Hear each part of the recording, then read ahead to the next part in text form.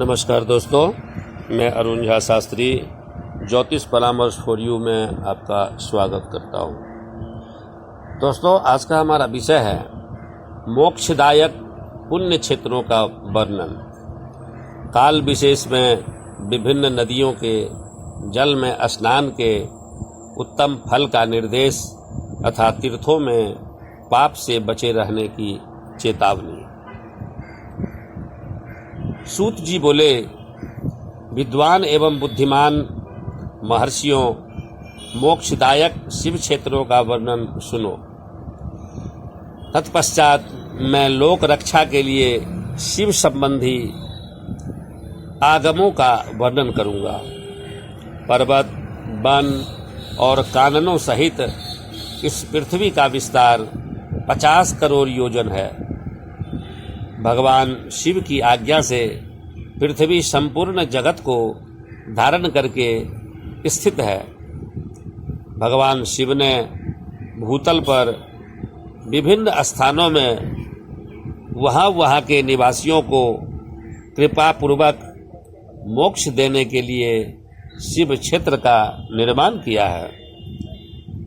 कुछ क्षेत्र ऐसे हैं जिन्हें देवताओं तथा ऋषियों ने अपना निवास स्थान बनाकर अनुग्रहित किया है, इसलिए उनमें तीर्थत्व प्रकट हो गया है। तथा अन्य बहुत से तीर्थ क्षेत्र ऐसे हैं जो लोगों की रक्षा के लिए स्वयं प्रादुर्भूत हुए हैं। तीर्थ और क्षेत्र में जाने पर मनुष्य को सदा स्नान, दान और जप आदि करना चाहिए, अन्यथा वह रोग, दरिद्रता तथा मूकता आदि दोषों का भागी होता है। जो मनुष्य इस भारतवर्ष के भीतर मृत्यु को प्राप्त होता है, वह अपने पुण्य के फल से ब्रह्मलोक में वास करके पुण्य क्षय के पश्चात पुनः मनुष्य योनि में ही जन्म लेता है। यानी पापी मनुष्य पाप करके दुर्गति में ही पड़ता है। ब्राह्मणों पुण्य क्षेत्र में पाप कर्म किया जाए तो वह और भी दृढ़ हो जाता है। अतः पुण्य क्षेत्र में निवास करते समय सूक्ष्म से सूक्ष्म अथवा थोड़ा सा भी पाप न करें। सिंधु और शतद्रु यानी सतलज नदी के तट पर बहुत से पुण्य क्षेत्र हैं। सरस्वती नदी परम पवित्र और 7 मुख वाली कही गई है, अर्थात इसकी 60 धाराएं हैं। विद्वान पुरुष सरस्वती के उन धाराओं के तट पर निवास करे तो वह क्रमशः ब्रह्म पद को प्राप्त करता है। हिमालय पर्वत में निकली हुई पुण्यशिला गंगा 100 मुख वाली नदी है। उसके तट पर काशी, प्रयाग आदि अनेक पुण्य क्षेत्र हैं। वहाँ मकर राशि के सूर्य होने पर गंगा की तटभूमि पहले से भी अधिक प्रशस्त एवं पुण्यदायक हो जाती है। सोनभद्र नदी की 10 धाराएं हैं।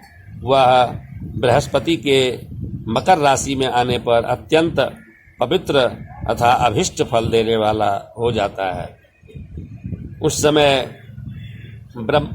समय वहाँ स्नान और उपवास करने से विनायक पद की प्राप्ति होती है। पुण्य सलीला महानदी नर्मदा के 24 मुख स्रोत है। उसमें स्नान तथा उसके तट पर निवास करने से मनुष्य को वैष्णव पद की प्राप्ति होती है। तमसा के 12 तथा रेवा के 10 मुख है। परम पुण्यमयी गोदावरी के 21 मुख बताए गए हैं।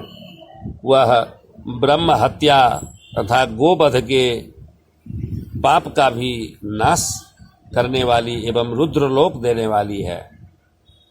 कृष्णा वेणी नदी का जल बड़ा पवित्र है। वह नदी समस्त पापों का नाश करने वाली है।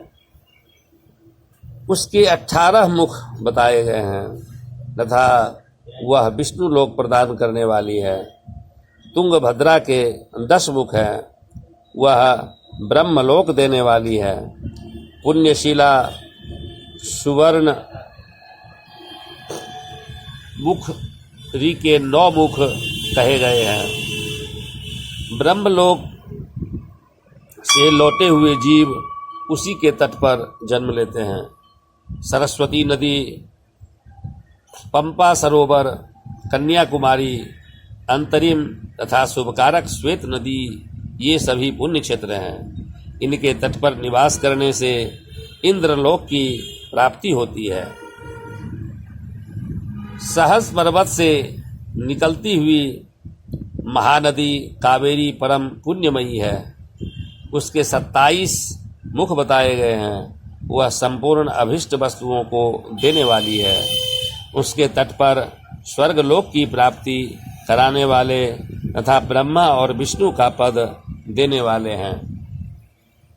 कावेरी और विष्णु का पद देने वाले हैं। कावेरी के जो तट शैव क्षेत्र के अंतर्गत है, वे अभिष्ट फल देने के साथ ही शिवलोक प्रदान करने वाले भी हैं। नैमिषारण्य तथा बद्रिकाश्रम में सूर्य और बृहस्पति के मेष राशि में आने पर यदि स्नान करे तो उस समय वहाँ किए हुए स्नान, पूजन आदि को ब्रह्मलोक की प्राप्ति करने वाला जानना चाहिए। सिंह और कर्क राशि में सूर्य की संक्रांति होने पर सिंधु नदी में किया हुआ स्नान तथा केदार तीर्थ के जल का पान एवं स्नान ज्ञानदायक माना गया है। जब बृहस्पति सिंह राशि में स्थित हो उस समय सिंह की संक्रांति से युक्त भाद्रपद मास में यदि गोदावरी के जल में स्नान किया जाए तो वह शिवलोक की प्राप्ति कराने वाला होता है। ऐसा पूर्व काल में स्वयं भगवान शिव ने कहा था। जब सूर्य और बृहस्पति कन्या राशि में स्थित हो तब यमुना और सोनभद्र में स्नान करें। वह स्नान धर्मराज तथा गणेश जी के लोक में महान भोग प्रदान करने वाला होता है। यह महर्षियों की मान्यता है। जब सूर्य और बृहस्पति तुला राशि में स्थित हो उस समय कावेरी नदी में स्नान करें। वह स्नान भगवान विष्णु के वचन की महिमा से संपूर्ण अभिष्ट वस्तुओं को देने वाला माना गया है। जब सूर्य और बृहस्पति वृश्चिक राशि पर आ जाए तब मार्गशीर्ष यानी अग्रहण महीना में नर्मदा नदी में स्नान करने से श्री विष्णु लोक की प्राप्ति हो जाती है। सूर्य और बृहस्पति के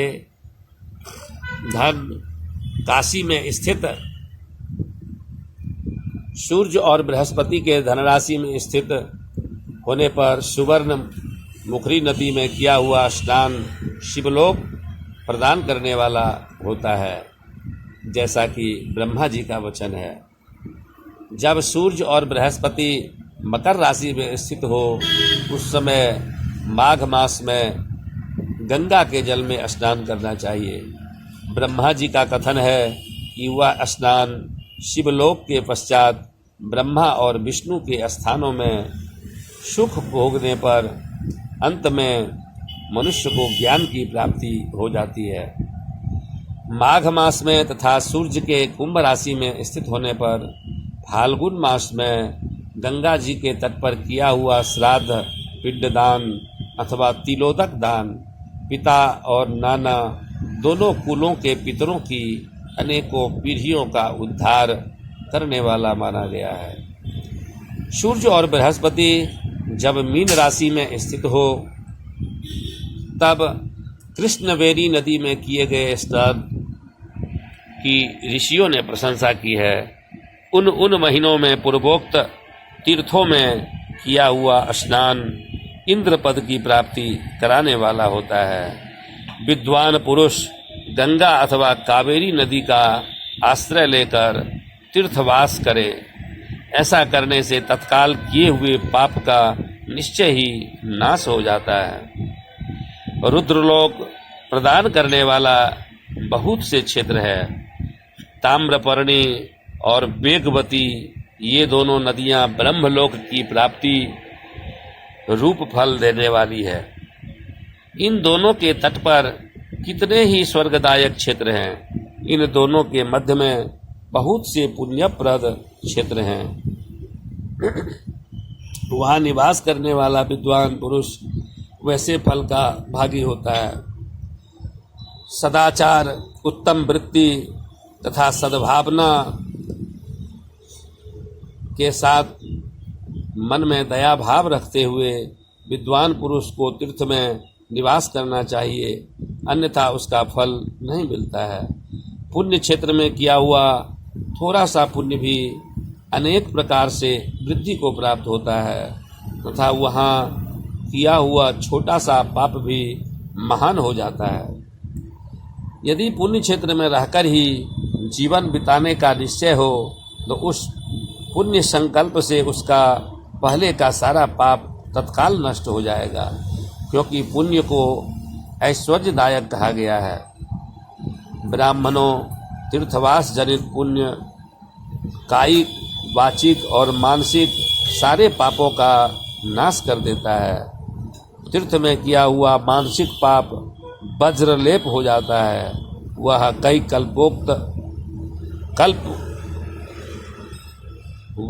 कल्पों तक पीछा नहीं छोड़ता है। पुण्य क्षेत्रे कृतम पुण्यम बहुधा रिद्धिम ऋच्छति, पुण्य क्षेत्रे कृतम पापम महदन्यपि जायते, तत्कालम जीवनार्थ चेत पुण्येन श्रयमेष्यति, पुण्यगैश्वर्यं प्राहु कायिकं वाचिकं तथा मानसं च तथा पाप सदृशं नाशयेत् द्विजाः, मानसं वज्रलेपं तुल्य कल्पकल्पानुगं तथा। शिव पुराण विद्येश्वर संहिता के अनुसार वैसा पाप केवल ध्यान से ही नष्ट होता है, अन्यथा नहीं। वाचिक पाप जप से तथा कायिक पाप शरीर को सुखाने जैसे कठोर तप से नष्ट होता है। अतः सुख चाहने वाले पुरुष को देवताओं की पूजा करते और ब्राह्मणों को दान देते हुए पाप से बचकर ही तीर्थ में निवास करना चाहिए। धन्यवाद।